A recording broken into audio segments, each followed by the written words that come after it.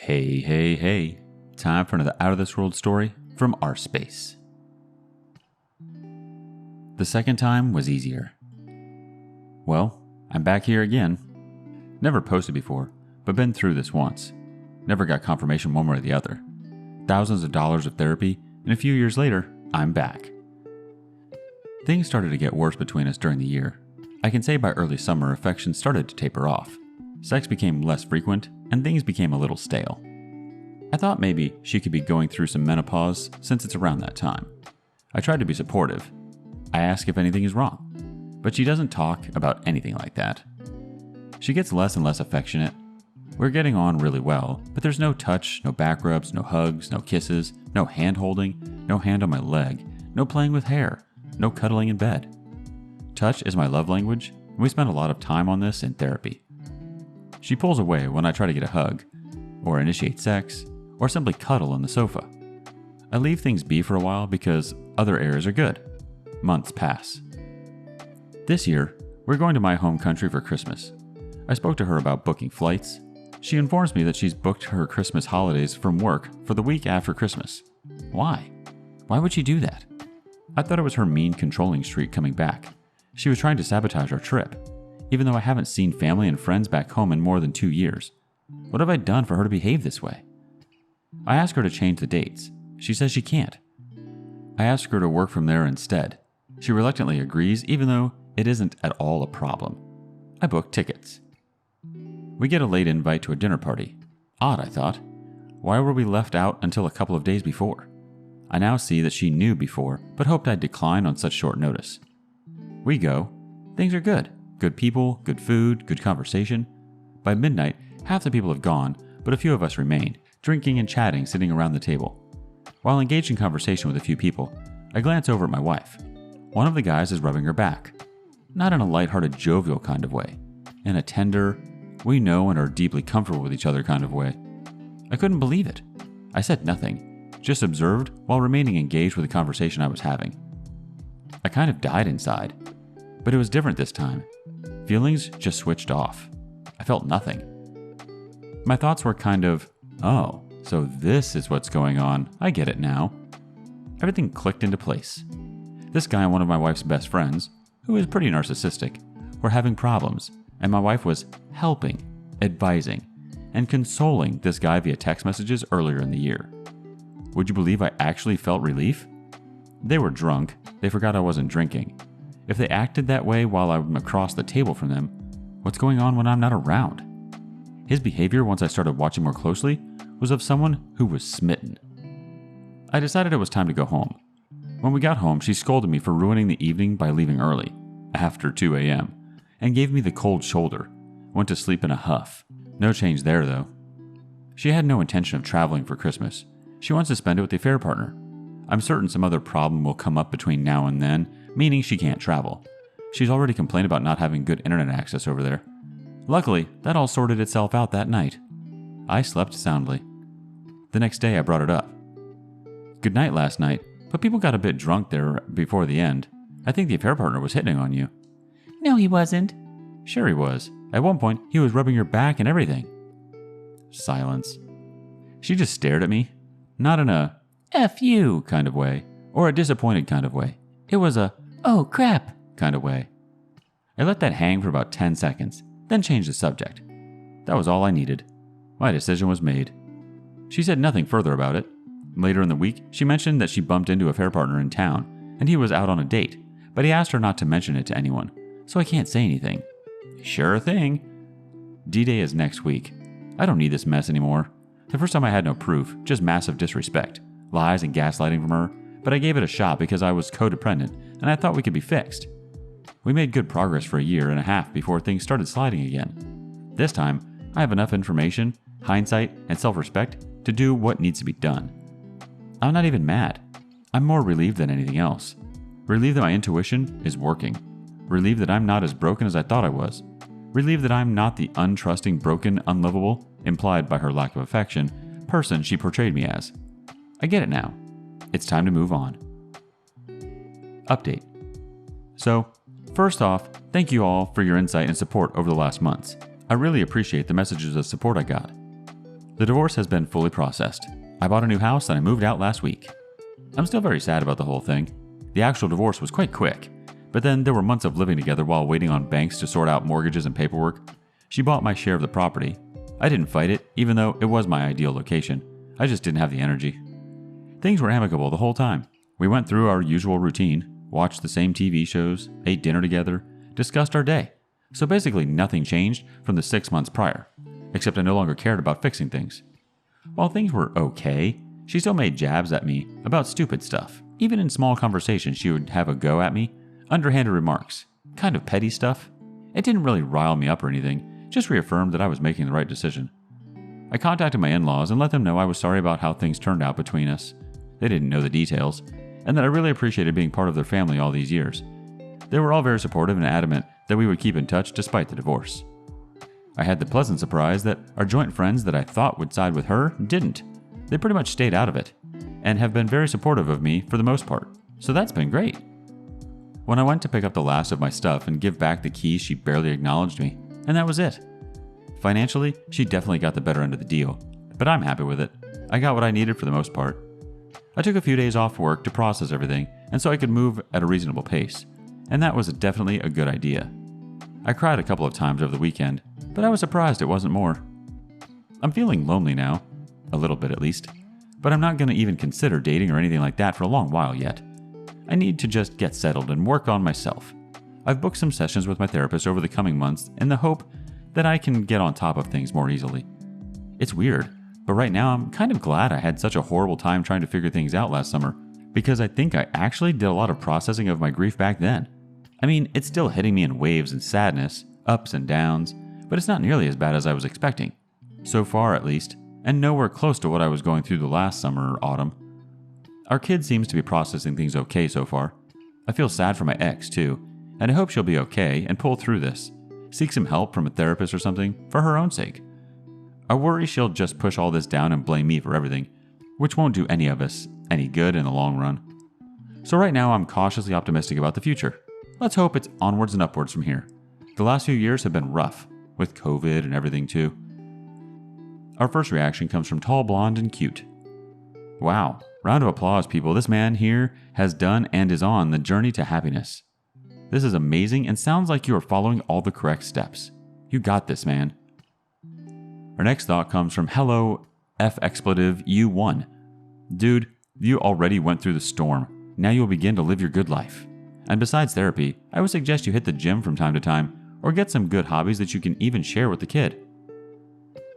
One more comment from Switchboard Friend. It's hard not to read this without giving you respect. This is the power of the 180 in Grey Rock. It has saved you massive amounts of pain in the long term. Short term, just lean on those friends you mentioned a little bit more. They'll be glad to help you in whatever way they can. Now please focus on the future. Go on to not just survive, but thrive. You have it within you to be twice the dad in half the time. Your kid is lucky to have you. Moving on. My dad cheated on my mom and he blames me for it. I never suspected my dad to be the cheater type until last year. He was usually loving and affectionate around us, and he was the type of man who would absolutely never tolerate this kind of behavior. But today, I found out he was hooking up with the woman he met through Facebook. I literally broke down after seeing her message, and I realized he was lying to my mother when he said yesterday that he was going to meet up with a friend, but the truth is, he's going to see the woman. I immediately told my mom because I finally had enough proof after a year of doubting him. Obviously, my mother went hysterical and I couldn't blame her. It was very upsetting for a man like my dad to cheat. My dad went to my room and he blamed me for what I did. He told me, "Look at what you did. Your mother's hysterical. If you told me first, this wouldn't have happened." He had anger issues, so he threatened to strangle me after I got upset with him, and luckily my mom went in between us, or else I would be in a hospital right now. I'm totally okay. He literally gaslighted my mom in their entire conversation until he finally admitted that the reason why he wanted to meet with the woman was to commit infidelity. Am I wrong for telling my mother? Is this even my fault? Edit. Thanks for the support, everyone. I really appreciate it. P.S. Sadly, there isn't a divorce law from where I'm from. First reaction from Monkey Moves 101. You're not wrong for telling your mom. Your father is putting her health at risk by cheating on her, and it's best that she knows this. I'd be more worried about the anger issues and choking part, though. She needs to get you and herself away from him. Next thought from Tertiary 78. You are absolutely 100% innocent here. You have a crap father, and when they get divorced, I suggest you go seriously low contact with him. I would tell your mother how you are feeling now. Use each other for emotional support. What Life 1 chimes in, please do everything you can to support your mom. Y'all will need each other. One thing you will learn about cheaters is that they are professional victims. Nothing is their fault. They will continue to blame everyone and everything to avoid consequences. Absolutely none of this is true. You are in no way to blame. Not for any of this. Neither is your mom. This is 100% on your dad. Period. Full stop. You will probably see a huge change in your dad. He will be mean. They usually are. You spoiled his fantasy land with the affair partner. Please know this is who he really is. I am really sorry this happened to y'all. Next thought from Mary K. 007. No, it's not your fault. Your dad cheated. It's his fault alone. Your mom is hysterical now, but she hopefully will be grateful for the hard evidence of something she may also have suspected. One more thought coming from Flimsy Fun 727. You're not wrong. Your father is kind of a POS, unfortunately. I'm very glad your mom was able to step in and avoid that abuse. He needs to be kicked out of the house ASAP. He is dangerous and should not be around you. If you're under 18, CPS could be involved. On to the next story. Girlfriend of 6 years cheated. What helped you cope? Hey everyone.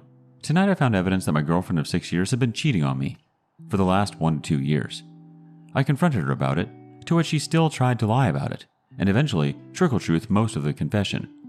She says it was because she was unhappy, and that all of her friends knew, as if that makes it okay.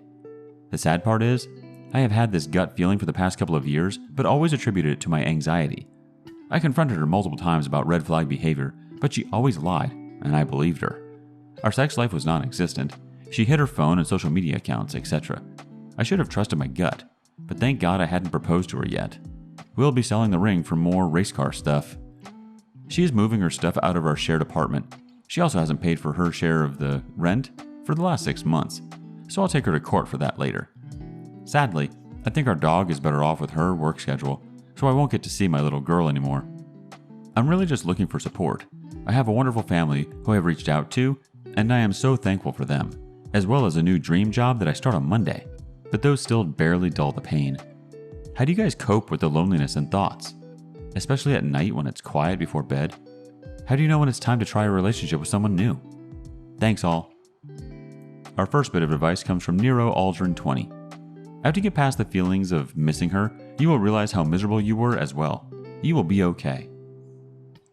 Next thought from Kindbrush 7972.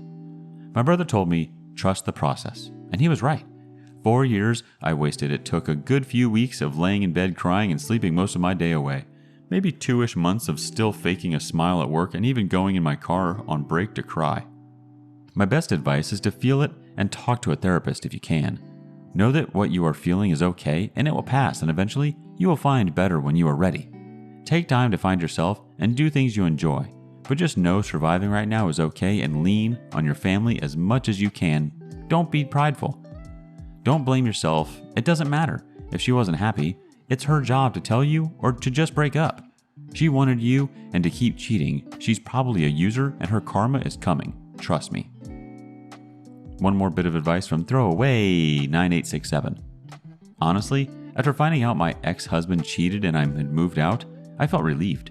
I remember the first night in my new place alone, and all I could think of was, I get this whole bed to myself and I can sleep knowing I'm not being lied to. It felt really nice.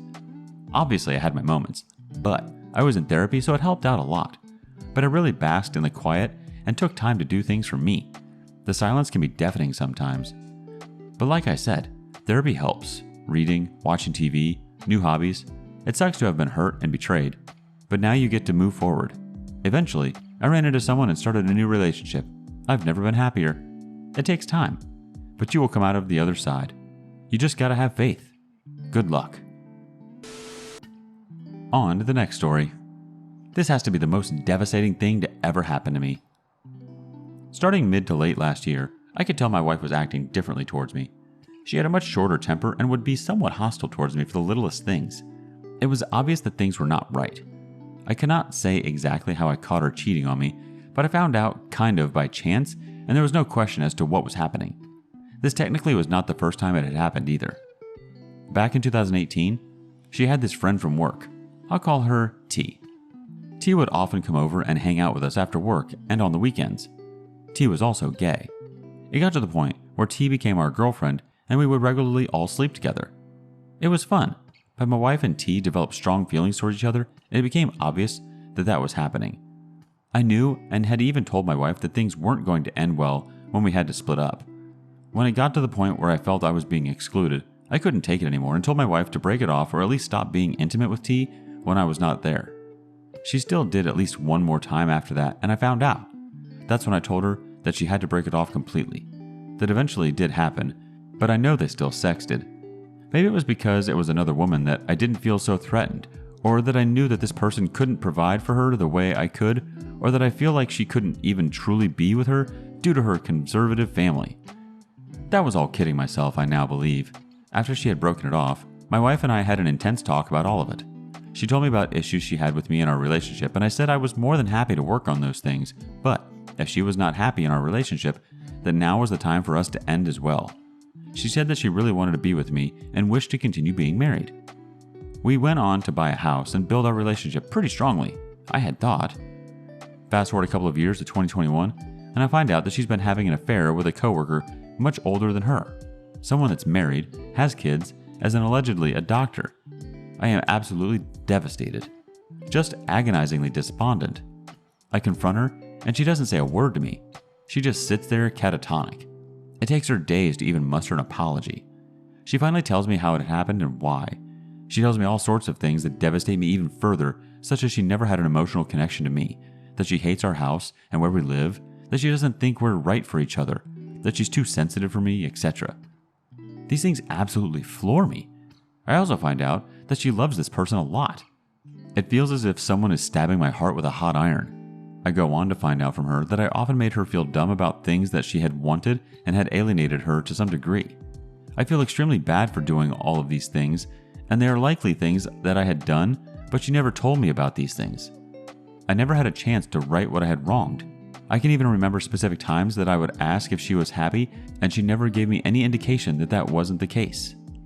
I can say with full confidence that I never mistreated her. I thought I did a good job of taking care of her and loving her. Not long after the initial confrontation, the guy texts me this long, rambling apology text. It's obvious this guy is a complete BSer type. It's to the point that I kind of can't believe my wife would even be attracted to someone like this. I begged her to come back to me, to stop what she's doing and work on our relationship. She says she wants to, but it's clear in her tone and body language that that is not what she wants to do at all. She tells me that she doesn't want to just keep hurting me. What I think this meant was that she did not want to continue our marriage since she could not stop what she was doing. I know that she continued to talk to him on the phone after work every day and would have secret meetings with him whenever she could. By this time, I'm at the end of my rope. I can't concentrate at work when I'm there and regularly cry when I'm there. I cry everywhere all the time, more than I've cried in my entire life. One day, I hit a breaking point and kick her out of the house and file for divorce. It was simply too much to bear. She comes back after 4 or 5 days of being kicked out and says she wants to reconcile and that she has broken it off with this person. Again, she does not sound convincing in the slightest. In fact, she sounds angry with me when she tells me all of this as if I had been the one to do something wrong. All I wanted at this point was to have my wife back. So very badly. So I kid myself and say that everything is going to be fine, but I know it's not. I even text this guy to confirm that things had been ended and to say that if anything continued, that I was leaving. He responds by saying it had, but I had no reason to believe him. Again, just total BS from this guy and pretty much confirming he's a liar. Over the next weeks, the same behavior continues. So I confront her, yet again, and tell her that it's for real and the divorce is proceeding. In our talks since then, she says that she still loves me very much and that she will miss me when she's gone. It's the weirdest thing to hear from someone that treats you so contrary to that. It's been an absolutely harrowing experience that I don't think I'll ever get out of my mind. I simply cannot reconcile how someone could love 2 people at once like that. My heart simply couldn't be able to do that. I feel like there will be so many things from this experience that I will never be able to comprehend. All I'm left with is so much regret and lament. I will truly miss the relationship I thought I had, and I don't think anything will ever feel the same. I do not believe that this is a hyperbole in the slightest. I really, really love this person and I feel completely lost. My main takeaways and advice are to be very sure that your partner is taken care of and to really try and make sure they're heard. I hope you'll take this as a cautionary tale and learn from the mistakes that were made. Our first reaction from Gerald in my butthole. The reality is your wife, ex-wife, is a selfish manipulator. I truly don't believe you could have done anything to fix this. It was 100% on her to fix herself, which is why she is the way she is. She cheated once, you rug swept. She cheated a second time, and would have rug swept again. She didn't love you and him. If she truly loved you, she would have never done what she did. Don't reminisce about her. She was a terrible partner to you. She has gaslit you and told you all those things to make herself not the bad person. This is the reality of what took place. I hated reading it, but figured I would be the first to give you an honest assessment of what I read. Take care of yourself, physically and mentally. Have fun with your hobbies. And then when you're ready, you'll find someone worth your time. You will see what a real relationship looks and feels like. Good luck. Next response from For Real Why 65. Listen to me on this. You did nothing wrong. Her cheating is 100% on her. Nothing you did or didn't do made her cheat. She chose to cheat. She could have spoken to you about being unhappy. She chose not to. You unfortunately chose a woman who can't keep her legs closed for other people. You deserve to find someone who will respect you and your relationship. Stop playing the pick-me dance. Our final response from MD Brown 80. Don't let your main takeaway be that you did something wrong or that you have really any blame in the situation at all. For every criticism of your relationship that your partner throws out as an excuse, because that's what they are, ask yourself if you experienced the same thing. She says you weren't emotionally supportive. Okay, but was she always? Probably not. But you still didn't go out and cheat twice. Your takeaway should be that you unfortunately married a narcissist and that nothing you could have done would have changed the outcome because it was never really about you.